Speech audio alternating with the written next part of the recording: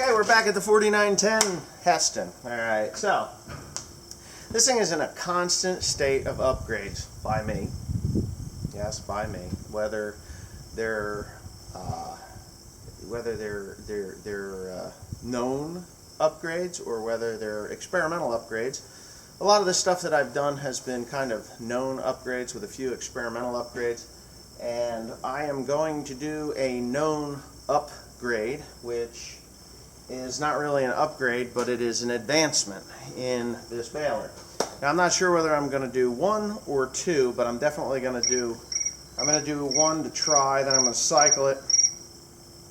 I'm going to cycle it and see if it does. Now, you're probably wondering what I'm talking about. Well, okay. Alright, so there's one ginormous chain that runs this entire baler. It really does. On the inside, they used to have a chain. New Holland did. I think Heston 4800s had a big chain in there. But this one has this great big chain that runs off of the gearbox. And it runs the stuffer.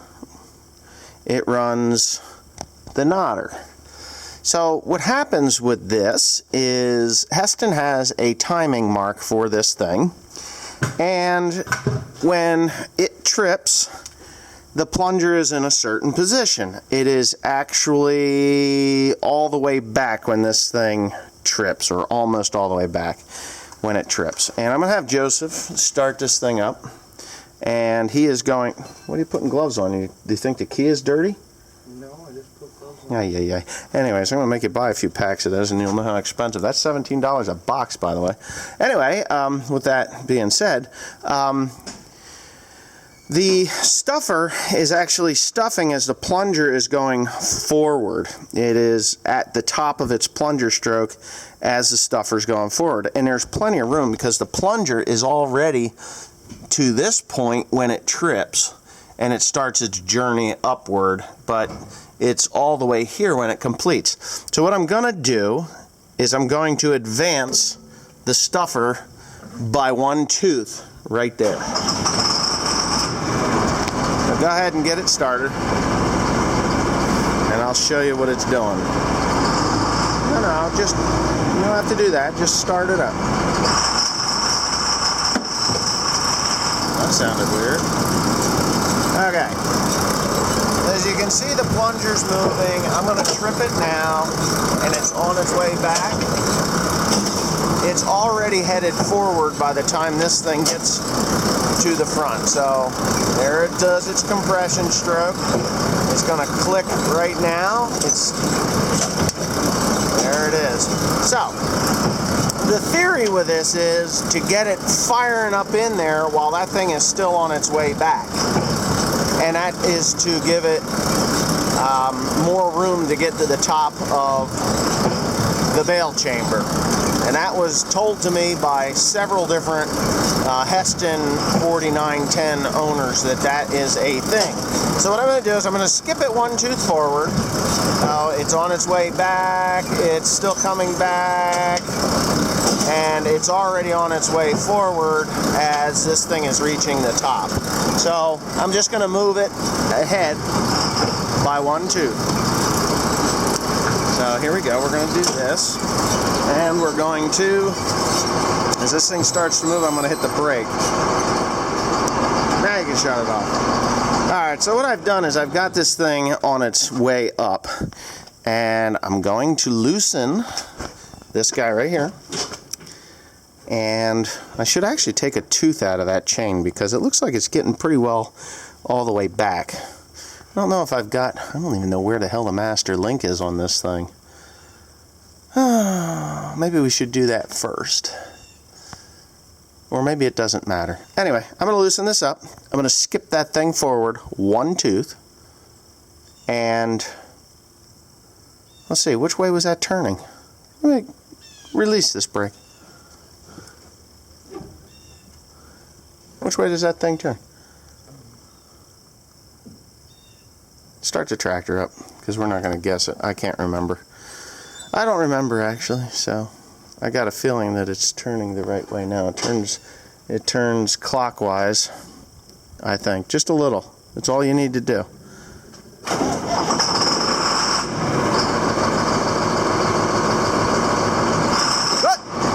Good. Okay, so it does. It turns clockwise. Okay, so clockwise, we'll be pushing that way. Yes. All right, so what I'm going to do is I'm actually going to keep everything stationary with the flywheel, loosen this up, and I'm going to move this one tooth forward. So it's got to be closer to this dog. So that's what we're going to do right now. What are you speeding up the smaller ones or this big one here? Which one are you speeding up? Those? The small ones? The bunch of them or this big one? It's not speeding, it's advancing. All I'm doing is advancing the... Oh, I gotta go too because I went the wrong fucking way. Shit. Okay, what we got here? Hold that. Did I just do two? Yeah. There we go. That's closer now. Okay. Well, my problem is we're going to have to find a master link because we're going to have to take a link out of here. So what we'll do is I'll tighten it back up again.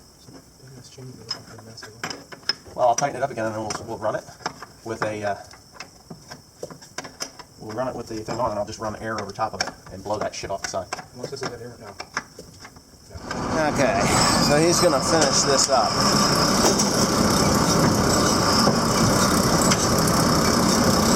Alright, let's see, we may be able to do this one more time.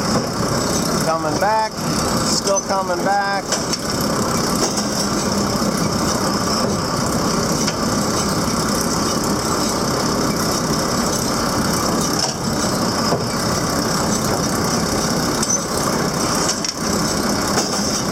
I think we're going to advance it one more.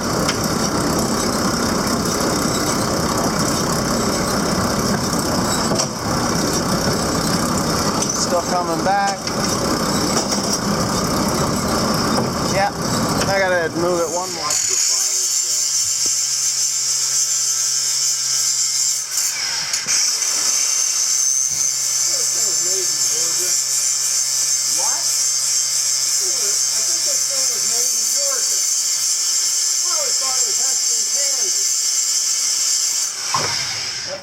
Canada. Heston, Kansas. Oh, what's the matter? Okay, so I think we got it timed. Let's see if it works. We'll be able to tell pretty much right away. And if it's out of time, it'll just start snapping. Yeah, triple. So, here we go. We got the audience, number one, Joe.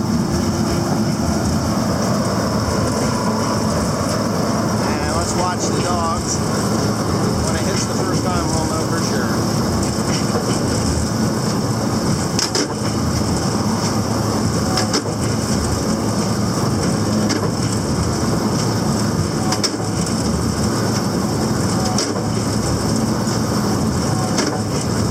Better go faster.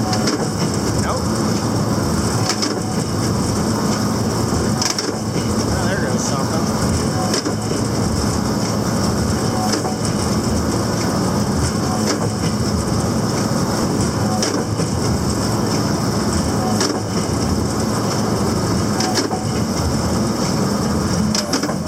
Tension on the trip, just for reference purposes.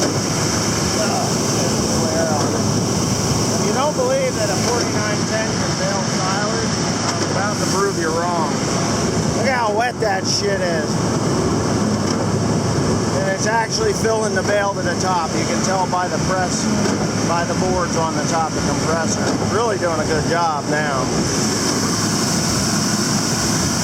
The problem with baling wet hay is it'll actually pick stuff up and put it into the nodder. Just a little bit. But not this time. Working good. Shit's happening now. Shit's happening now. That one there is going to be the best, wettest bale I've ever baled in my life with one of these things. 4x4 that way. Jim's doing a good job. We're getting it right. It was a timing issue. Big time timing issue. This next bale that's going to come off the back here, see, it will be straight up and down.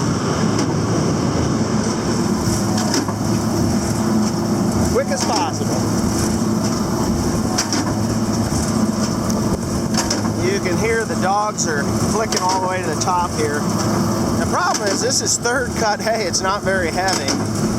And when it's not very heavy, it takes when it's not very heavy, it takes a lot of material to make these 4x4s work correctly. So, I don't know, I've skipped that timing as far forward as I possibly can, and it's looking like we're starting to get square bales out of really unbelievably wet material. So, I think all my experimentation and my work is paying off. I'm hoping anyway. I'd like them to fall off a little easier, but because of the extensions on the back, it's grabbing them for an extended amount of time. But there she goes, ready, and not really much flop to it. I will have to say that. That bitch is heavy. How's it look? It's looking like a square monster right there. That thing is friggin' wet. Doing a lot better. We're doing a lot better. So, let's see where he takes us now. I'm just taking the ride on the baler. It says all over this thing, no riders, you know, but I'm riding anyway. I do have to get a book for it, so if anybody's got a book that wants to send it to me, I'll pay it. I'll pay for it. I just need to have that book. This is doing a much better job. Uh-oh, somebody got around the corner. Good morning. Okay, so I just want to add a little bit more to this story because, and yes, it is a story. I have been working on this baler now for over a month, I guess. I would say so, over a month. Not every single day, obviously. I've been tweaking and turning and moving and messing and building and adding and taking away. And just doing the best that I can to make it bale as best as it can, like better than new. I think as of yesterday, I have made this baler about 50% better than new. I would have to say 50% better than new. We were into some really damp material. I have no choice but to do it. Yes, it is mulch hay, or hay that is destined for the composter. And the dampness that is in the bales, we're going to stack them up. And they will cook out. They will, what I call steam out. When you bale hay that has a dew moisture like this stuff had, it doesn't have stem moisture in it. It is completely dry on the inside. But the moisture that comes up from the ground is technically dew moisture. And you can, if you have 15% or 20% stem moisture, it causes more troubles than, say, 25-30% dew moisture. Dew moisture actually wicks away much quicker and easier in the bale. Don't ask me why, it just does. I've done this for many years, and I'm not afraid to stack this stuff up and get it cooking and steaming. I will be putting a tarp over top of this stuff if I can. I don't know. I got to go get my tarps. I ordered them, and they're in just south of Toledo, Ohio, and I should just call them up and say, hey, can you ship those things? And pay the bill and be done with it, which is something that I may very well do. But yeah, so I've got 6 more tarps ordered. I have a lot of material that has to get baled yet, and I have this incredible fear that we're just not going to stop with this rain. I think it's just going to keep right on going, right on through. And I will be baling corn fodder with this baler. That is the whole purpose of this baler. It wasn't to do hay with, completely just hay. I bought this to do corn fodder with, and I know corn fodder can be a bit picky and finicky and a pain in the ass, so that's why I bought it when I did. It was offered to me. I'm really thrilled that I've got it to the point that it is now. I have one more thing to do with it, and most Heston owners will know what I'm talking about. When I say what I'm going to do, I am going to remove the rocker slot cleaner. I think it's useless for the problems that most Heston operators in the east and possibly the far west of the United States have when it's damp. The hay will actually wedge in the very bottom of the plunger, and when the needles come up, it grabs it, sends it all the way to the top and into the knotters, causing a mistie and worse, even broken knotters if you're not careful. So I have watched this thing very carefully as to why it does and what it does to cause that. And my first initial thoughts were that it was at the top of the plunger. And I watched it pull hay off the top of the plunger and send it into the knotters after there was a bunch that had built up on top. So I put the blower system on. Well, the blower system doesn't do anything for the bottom. But down in the bottom, all baler and top actually, all baler manufacturers have what you call slot cleaners in them. So in the very bottom, they're stationary slot cleaners. Even Heston has gone to this. The problem with this Heston is it has a flat metal plate that goes across the whole bottom of the plunger, which will not allow you to put the slot cleaner in. So what I'm going to do is chop it out. Well, I'm not going to completely chop it out, but I am going to cut slots in that. And I'm going to weld slot cleaners onto the top of that bracket, or I'm going to build another metal plate, and then I'm going to build a bracket. Either I'm going to weld flat steel to the back of the plunger to stiffen it up for where I take that away, or I'm going to very simply take, half-inch plate steel or 3/8-inch plate steel and stand it on end in the back there, maybe cut the edges so that it's nice and square, or maybe make little ramps with angle iron or something over the top of it that go to the front of the plunger. And then I'm going to make a channel so that it makes a bridge over the back of it so that the stationary slot cleaner can pass through it. Because the stroke on a 49 or these 4x4 balers is insanely long. Whereas the New Holland only had a stroke that was maybe this long. The 4910, it's feet. It's like 2.5 feet versus 18 inches. It's crazy. So that's my plan. That's my idea. That's what I'm going to do, is to put stationary slot cleaners in there so I don't have all that crap building up. And it only does it every once in a while. Just every once in a while you'll get mostly second cut. They talk about corn stalks and cobs getting stuck in the bottom there. So I'm going to remove that issue. It isn't going to be an issue after I get this done. So stay tuned. That's coming probably, maybe, possibly today or tomorrow's video. Thanks for watching. Please comment, rate, and subscribe for more bald-headedness.